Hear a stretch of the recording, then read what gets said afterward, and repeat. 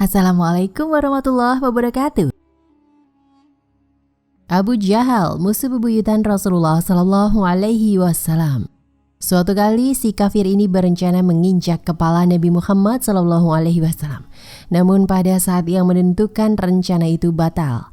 Sesungguhnya antara aku dan dia terdapat parit api dan pemandangan yang sangat menakutkan serta banyak sayap. Ujar Abu Jahal dengan wajah ketakutan.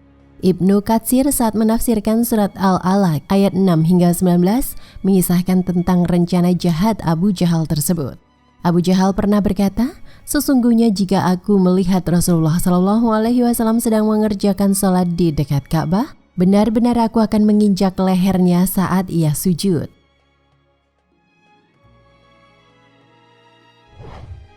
Hadis ini disampaikan Ibnu Abbas. Menurut Ibnu Abbas, mendengar itu Nabi Muhammad Shallallahu Alaihi Wasallam bersabda, seandainya dia melakukan niatnya itu, niscaya malaikat akan mengambilnya secara terang-terangan. Ibnu Abbas juga mengungkap rencana jahat Abu Jahal untuk membunuh Rasulullah Shallallahu Alaihi Wasallam saat ke makam Ibrahim untuk melakukan salat. Aku benar-benar akan membunuhnya, kata Abu Jahal. Ibnu Katsir mengatakan atas rencana jahat itu, Allah menurunkan firman-Nya, bacalah dengan menyebut nama Tuhanmu yang menciptakan. Quran Surat Al-Alaq ayat 1. Sampai dengan firman-Nya, niscaya kami tarik ubun-ubunnya, yaitu ubun-ubun orang yang mendustakan lagi durhaka, maka biarlah dia memanggil golongannya untuk menolongnya, kala kami akan memanggil malaikat Zabaniyah. Quran Surat Al-Alaq ayat 15 hingga 18. Rasulullah Shallallahu Alaihi Wasallam tetap datang ke makam Ibrahim dan melakukan sholat. Lalu orang-orang kafir Quraisy bertanya kepada Abu Jahal, mengapa engkau mengurungkan niatmu dan tidak melakukannya? Abu Jahal menjawab, sesungguhnya ada bala tentara yang banyak sekali yang menghalang-halangi antara aku dengan dia. Abu Abbas mengatakan, seandainya Abu Jahal bergerak, benar-benar malaikat akan mengambilnya dengan terang-terangan, sedangkan orang-orang menyaksikannya.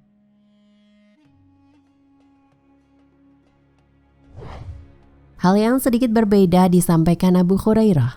Konon Abu Jahal pernah berkata, maukah kalian melihat wajah Muhammad ditaburi dengan debu di hadapan kalian? Iya, jawab orang-orang kafir Quraisy. Abu Jahal pun mengatakan, demi Lata dan Uzza, sesungguhnya jika aku melihat Muhammad sedang sholat seperti ini, sujud, aku benar-benar akan menginjak lehernya dan benar-benar akan menaburkan debu ke mukanya. Pada saat Rasulullah Shallallahu Alaihi Wasallam sedang mengerjakan sholat, datanglah Abu Jahal dengan maksud akan menginjak lehernya. Hanya saja yang mengejutkan banyak orang, Abu Jahal justru mundur ke belakang dan melindungi wajah dengan kedua tangannya. Mengapa engkau? Orang-orang bertanya kepada Abu Jahal.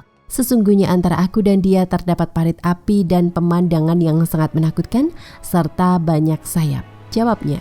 Abu Hurairah melanjutkan bahwa lalu Rasulullah Shallallahu Alaihi Wasallam bersabda, seandainya dia mendekat kepadaku, niscaya malaikat akan mencabik-cabik tubuhnya anggota demi anggota.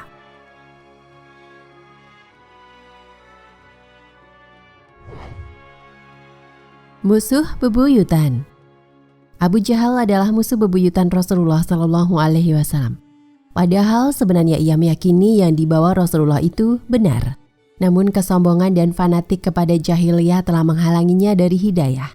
Al-Baihaqi meriwayatkan dengan sanadnya dari Mughirah bin Syu'bah, pertama kali aku mengetahui Rasulullah yaitu saat aku dan Abu Jahal berjalan di gang-gang kota Mekah. Tiba-tiba kami berjumpa dengan Rasulullah Shallallahu Alaihi Wasallam.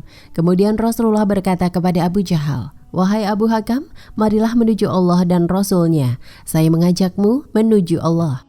Abu Jahal menjawab, wahai Muhammad, tidakkah engkau berhenti mencela Tuhan-Tuhan kami? Apakah engkau menginginkan agar kami memberikan persaksian bahwa engkau telah menyampaikannya?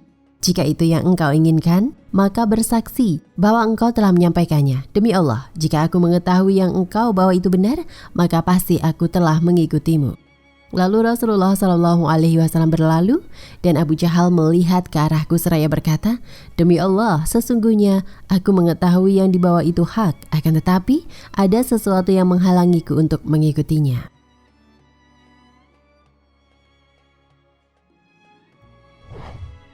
Tentang riwayat ini, Syekh Al-Albani mengatakan, Perkataan ini adalah perkataannya, la'annahullah, sebagaimana dikabarkan oleh Allah Azza wa Jalla tentang orang ini dan orang-orang yang semisal dengannya. Dan apabila mereka melihat kamu, Muhammad, mereka hanyalah menjadikan kamu sebagai ejekan dengan mengatakan, inilah orangnya yang diutus Allah sebagai Rasul, sesungguhnya hampirlah ia menyesatkan kita dari sembahan-sembahan kita. Seandainya kita tidak sabar menyembahnya, dan mereka kelak akan mengetahui di saat mereka melihat azab, siapa yang paling sesat jalannya. Quran Surat Al-Furqan ayat 41 hingga 42.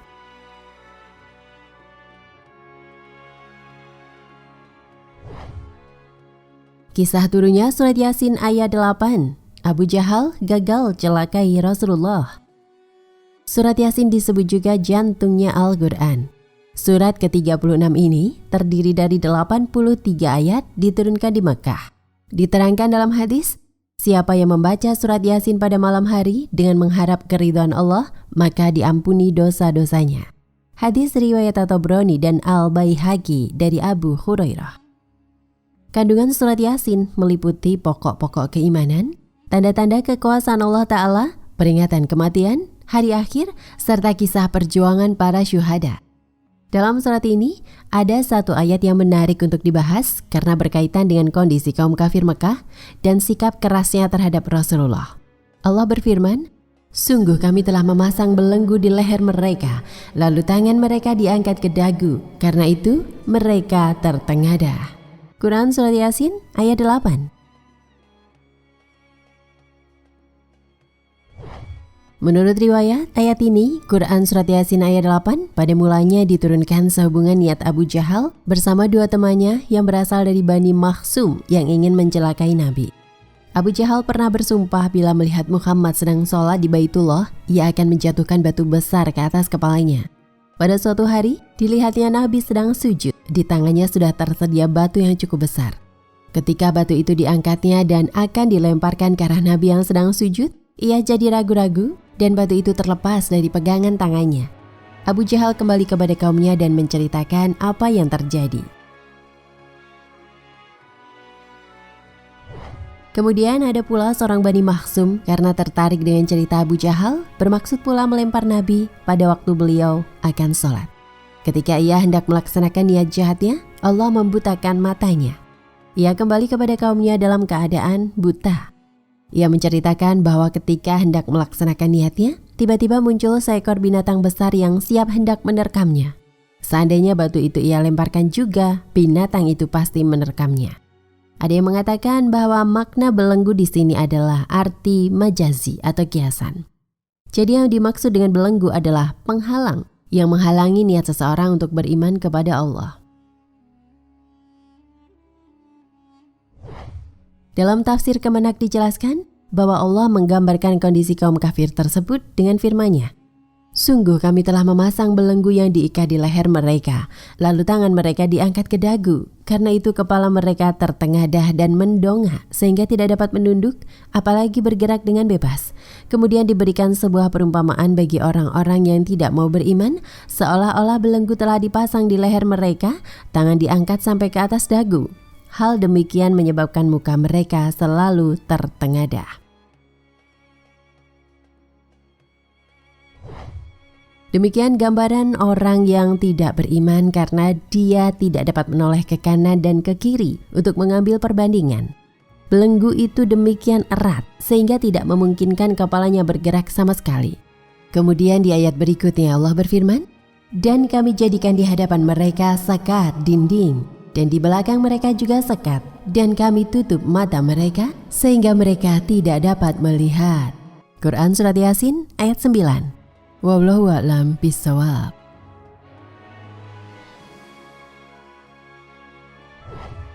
Nah pemirsa Ensiklopedia Al-Fatih, sampai di sini perjumpaan kita kali ini. Semoga menginspirasi.